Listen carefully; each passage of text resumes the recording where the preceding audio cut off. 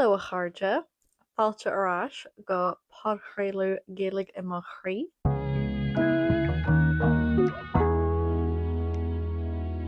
Agran na ceathair atá an inniu. San agran dearannach leor mé faoi mo chaidreamh leis an aclaíocht, my relationship with exercise, má chail tú é sin, éist leis, más míon leat.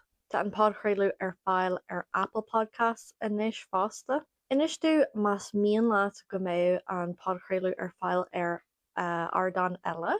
So let me know if you would like the podcast to be available on another platform. Agus codum na físeáin din podchraoladh ar YouTube.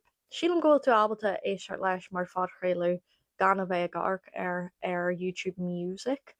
No rud mar sin. Before I start this episode, I'd like to address a comment I received a few weeks ago on one of the podcast videos on YouTube about me relying on auto translation. And I did reply to that comment, but I want to put it out here for anyone else who might have the same comment, that I am not relying on auto translation. My intention with this podcast at the moment is not to, with my videos on YouTube, I write the subtitles for them. That's a big misunderstanding too. I write those Irish subtitles and I translate them to English. I go through them, make sure it's accurate. I translate it from my written Irish ones. You can have access to the version of the video with Irish and English subtitles on Patreon if you support me on Patreon, because it's extra work I do and I appreciate that it is supported. The one I publish on YouTube for public will only have the English subtitles on them. So if you want the Irish ones, go to Patreon. Those are my YouTube videos. This podcast, at the moment, I do not intend on transcribing it, on writing Irish subtitles for it. That would take a long time. And I'm not being paid for that. And it's just not feasible. So when I say, oh, Spotify has an auto translation, I know it's not 100% accurate. I've seen it. But a lot of people will then tell me, oh, do you know there's an auto translation on Spotify? It's not perfect, but it's something. So that's why I tell people. But you can never make everyone happy on the internet. Oh my God. So I don't rely on those. I just let people know what's out there, what's available. Because this podcast, I just want to speak in Irish. I will throw in English. I do translate some things that I think people might not understand at an intermediate level. But it's not for complete beginners or advanced beginners even. You can still listen to it if you're at those levels. But I will not be writing subtitles. An darla de bhíonanolog atá an tá an nolig linn agus tá sé miltena tíbhamuí.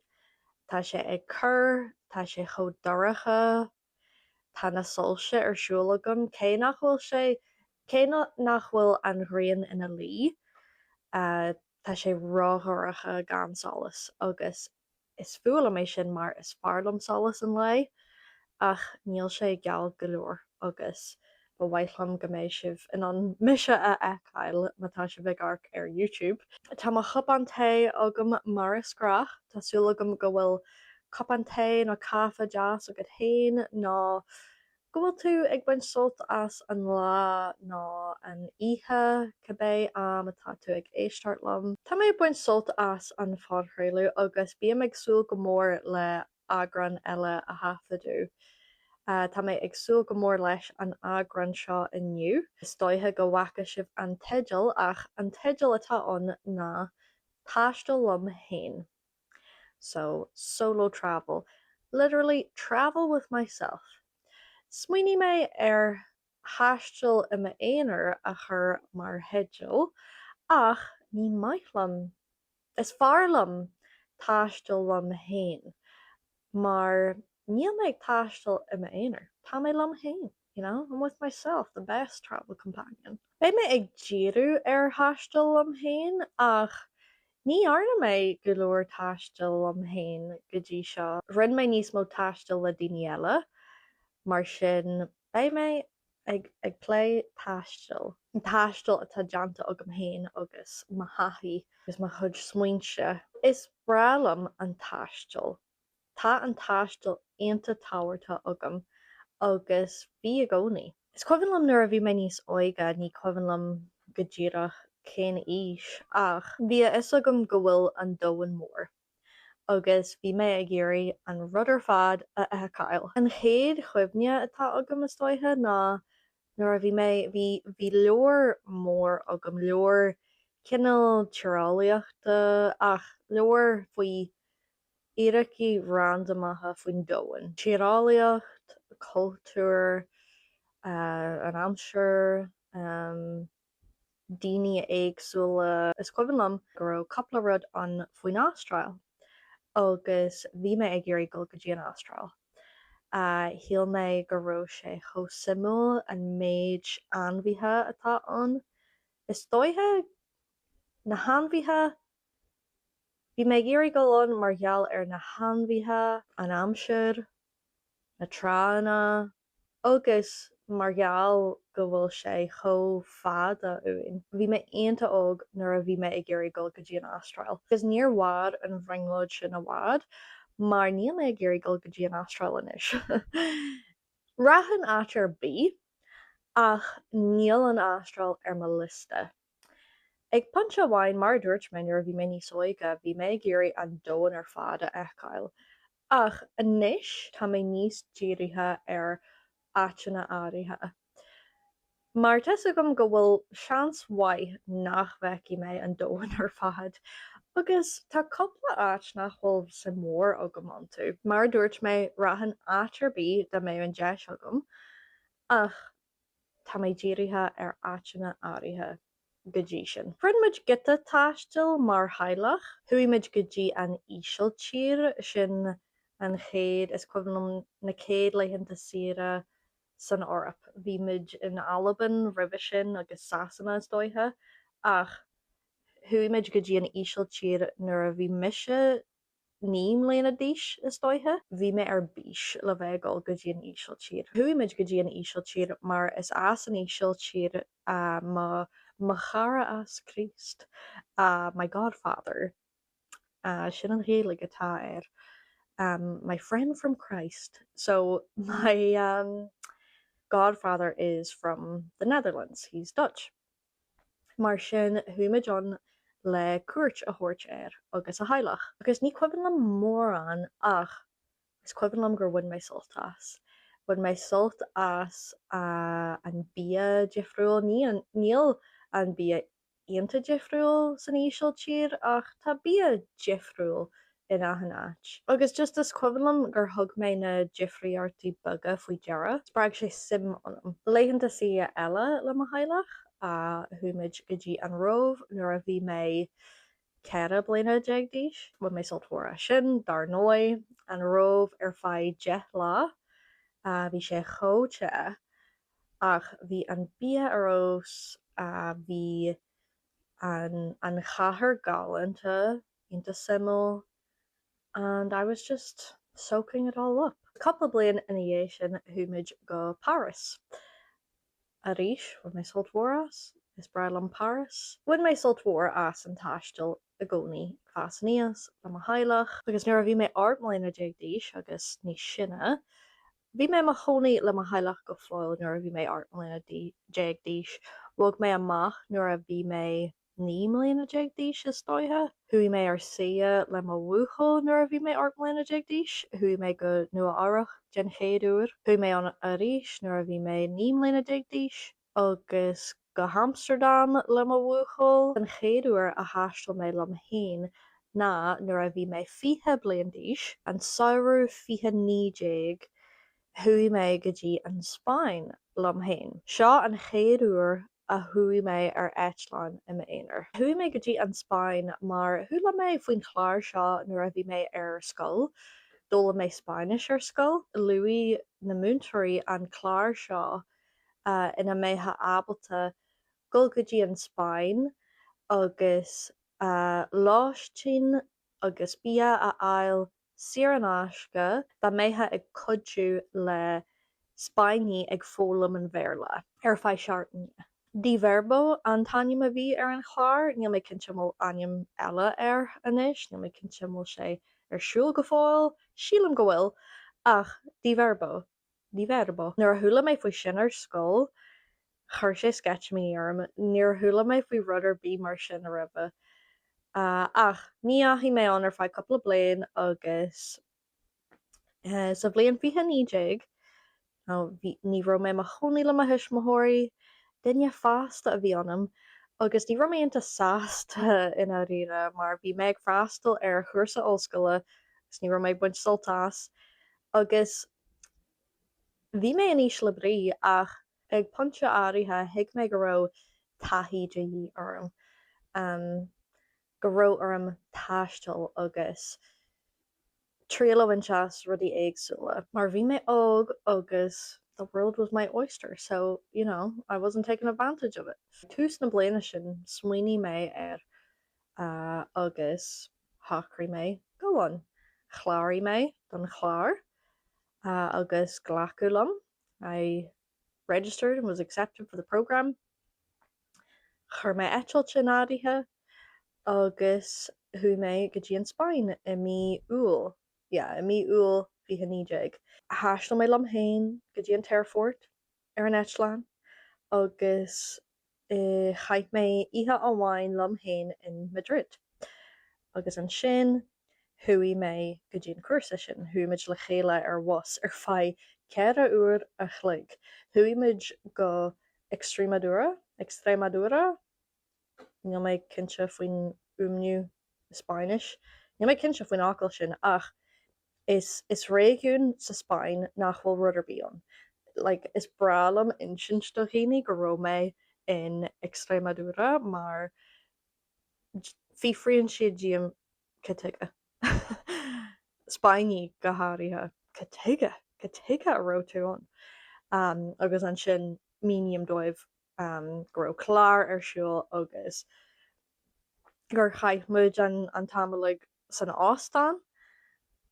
San ástán sin cracailte chaith muid seartan i san ástán seo agus bhí balla bagan ach ní raibh mór an bhí bar amháin, seapa agus bhí sé chó iargúlta agus chóte ach háitin sé go mórlam, háitin an teas go mórlam. Níor chaith mé seartan i lom hain sa Spáin ach háistal mé go dtí an Spáin lom hain agus chaith mé ihe amháin lom hain i dtír éagsúil agus is cuimhin le mé go fáil mar bhí mé nervhíseach gan dát.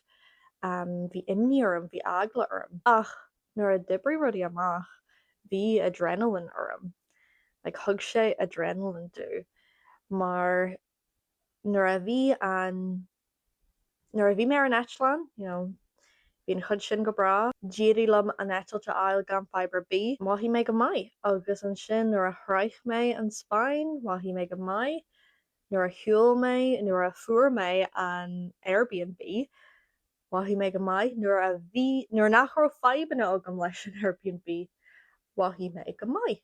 So ag aithin pontse nuair a bhain mé rud neart amach ar an tuair sin, maithí mé go maith thug sé muinín dú. Sin an rud, thug sé muinín dú. Muinín confidence. It gave me confidence. Aithin rud a bhain mé amach, everything I achieved on that trip. Because it was proof to me that I could do this. I could travel by myself and that I really liked it. Mar, bhí sé strasfuair taistil le Gaeilge. Bhain mé soltas na háitina sin eáil ach bhí sé ionanta strasfuair seartan na chaithe le Gaeilge. Bhí mé ar mo thuamhneas lom hain. I ndéadú taistil go Madrid lom hain, fuair mé an travel bug.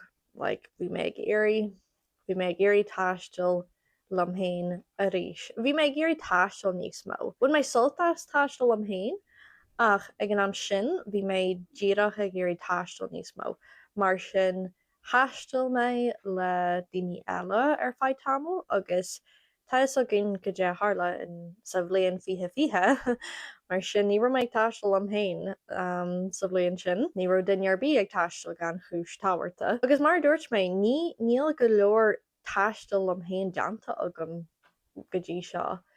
Ach aithin uair a háistil mé lom hain, bhain mé soltas agus bhí coppla dúchláin an ach ar an iomlán chudí sé lom. Thástal mé lom hain a ríis ag dearú na bliana míhearú for fiche dó. Ach ribh sin, thosaí mé ag ghlacu níos mó turas lei i mé éonar, so taking more day trips on my own. Sin rud mór a bhrid mé nuair a bhí mé mo chonaí i mbailithe clia. Mar sprág cara lom mé. Bhfuil mé le mo chara sa bríne nuair a bhí mé i mo chonaí i mbailithe clia, nuair a bhí me ag obair in H&M le chéile. Bíonn si ag taistil leithí hain. Bhí ag an am sin, bhí si ag taistil leithí hain, agus ag gol go háiteanna leithí hain, áiteanna i mbaile clia, agus sprág si mise mar ní raibh imní orm é sin dheanú ach ní arna mé é. Ar mo leitheanta sia, like my days off, not holidays, vacation, thuí mé go, well, níl mór an tránna i mbaile clia ach thuí mé go park uair. Park nach Romeo riamh, thuí mé go caife uair. Bíonn sé gcónaí gramhar nuair a haonn tú áitear bí látain, churann daoine an cheist seo ort ag gcónaí. Cé a bhí ann or cé a bhí leat? Who was there? Who was with you? Agus is bralam an cheist sin, mar tá mé sásta a rá lom hain. Ní ro daine ar bíonn. Thuí mé lom hain, agus churann sé aonú orthu ag gcónaí. An a réire, wow, mai who? Sin rud mór a deir daoine. Mai who? Yeah, sin go jazz. Fair play. Ach tá aithne agam ar chud bhór daoine nach neanan rudaí lá hain. Ní haonn siad go caféanna lá hain, agus is cinse nach déann siad ar sia lá hain. Níor mhaith lá. Ach sílam go gcaithfí aithin duine é dheanú. Caiithí aithin duine tríal an teas, churann tú aithne níos fearr or tain. Bíonn ciúnas agus suúnas an nach mííon an nuair a bhíon duine eile an. Bunim soltas taistil a daoine eile ach nuair a bhíon lom hain is reset é. Sin an rud is maith lom. Turas táhairta i mo héal ná nuair a thaistil mé lom hain go dtí dáil. Bliain ó hin, bag nach bliain ó hin, mí na nálaigh se caite, agus bhí sé de dhí orm. Tháinig mo leor amach i mí bhain fór, agus in é sin bhí mé chógraíthach, agus ag deir bhí na saona bhain mé an gradam, agus rudí maithe a tharla, agus bhí mé bradú las am hain agus sásta, ach bhí sos de dhí orm mar go dtí sin ní bro spás na ciúnas ar bí agam. Mar sin thachraí mé go dtí na dáil, thachraí mé go leco, is ceantar é ar Loch Como, Lago di Como, Lake Como, all the languages. Leco is an area on Lake Como, and hui machara Sabrina on uairháin blianta ó hin, agus dúirt si gur háiteann si go mór leithí. She said that she really liked it and I had always wanted to go. Mar sin thachraí mé go am éonar. I mí an nálaigh bhí sé aonanta fuair ach ba chamalam. Téan daoine an sa saoú den chud is mó ach ba chamalam bhí mé ag géirí go láin is bralam in idal. Tá idal is agam, is bralam í a chláirtú nuair a bhí amán ach is bralam an cultúr an bia an tíorthraach. Bhí an tuair sin de orm agus chodí sé go mórlam. Bhí mé chomá chánach ar an tuair sin. Agus bhí mé nervhíseach mar ní raibh mé ag taistil am hain ar feadh tamailt, ach dírí go bralam, agus ní antaí mé dearmid ar an tuair sin go deá. Is cuimhne aonanta é. Agus bhain soltas de mé daoine eile an, thuí mé go dtí an as cearna a rith an táirí le mo wathair, dá breth le cégadú thuí muid go leco, mar bhí is agam gur waith leithí leco, bhain siise soltóir as, bhain muid dinne soltóir as, ach tá mé chósáasta go mé an i mé éonar. Chur mé aithne ar an áit i mé éonar agus bhí sé specialta. Bunim soltas taistil a daoine eile ach nuair aim an seans, tapiam an deis taistil am hain, agus málam duite taistil leat hain. Inistú ar thaistil tú leat hain ribh an míonn tú ag taisteal leat hain an muineann tú soltas ar bhaith leat taisteal leat hain, ba bhaith am hain taisteal am hain a maihan seo. Tá mé ag smaointiú ar an taisteal am hain. Mar is minic a bhíonn le cairde nó má fartaí nó daoine eile ba bhrealam an camino a dheanú am hain. Ba bhrealam é sin a dheanú sin an turas forafa ag siúl taobh muoi faoin dúra agus ag deanú machnamh sin an rud is maithlam faoi thaistil éonar deanam machnú mar níl duine ar bí in aice leat a bhfuil aithne agad air agus just bíonn tú ag smaointiú ar an saoil agus ag deanú machnamh ar de héal hain agus is rud deas é. Mar dúirt mé níos luúthe nuair a bhí mé níos óige bhí mé gurí an dón ar fada eáil anis bhíon sast an dón ar fada eáil ní bhéon an gghear an faoi sin ach tá so go méid sé sin rud bag dálaí mar sin tá mé díirithe ar chúpla áit mar sin na háiteanna ar mo liste ná an chéalann agus raithí mé go dtí an chéalann i mí feara le mo chara sa bhríne le cuidiú tá muid ag planal faoi láthair agus tá ag sú go mór leis. Tá an chéalann ar mo liste le blianta. Níl mór an ála sugam faoin chéalann caiithí mé rá just tháinig mé go leor den chéalann ar na main hóisiilta ar íseáin agus scanáin is dóithe coppla scanan is bralam an bia na daoine tá na daoine de cardúil agus tá sim agam ba bhaithlam go an tír cho Jeffriúil ó ma hir hain ráníam an chéalann just níl sugam go tuige ach an chéalann rahí ma John agus an sin ba bhaithlam go go dtí na Philippines an India an Nua-Shéalainn ba bhrealam go go dtí an Nua-Shéalainn tá cum a ghallanta orthaí agus tá sim agam in Maori ba bhaithlam níos mó a ólam faoin teanga faoin na daoine agus an tíorthreach nuair eicem pictiúí tiitim an rá leis an Nua-Shéalainn Aotearoa I struggle to say that but I know that's how you say it in Maori. America Haas, Colombia, Argentina, well an Argentine an Bhrasaíl tá mé ag fuil an Gaeilge faoi láthair mar sin ba bhaithlam go go dtí an Bhrasaíl tá cúiseanna eile dar nói is as an Bhrasaíl mo chara sa bhríne mar sin ba bhaithlam a tíre eáil le a bhain. Tá níos mó tíortha feicia agam san Eorp dar nói bhí mé san ísiltír an rank an Spáin ach sa rank bhí mé i baras ní acha mé atribí eile dar nói tá mé buíoch go raibh mé abalta go Paris ach ba bhaithlam níos mó den rank eáil. Na háiteanna ar mo liste san Eorp ná an Ghréig, an Fholland, Poland, an Idal ar fad, bhí mé san Idal trí ceithre uair inis is dóithe ach ba bhaithlam an tíre leige eáil just caiithí mé. Ach sin é sin iad na príomh áiteanna dar nói ba bhrealam go go áitrirbí bheith buíoch go go áitrirbí.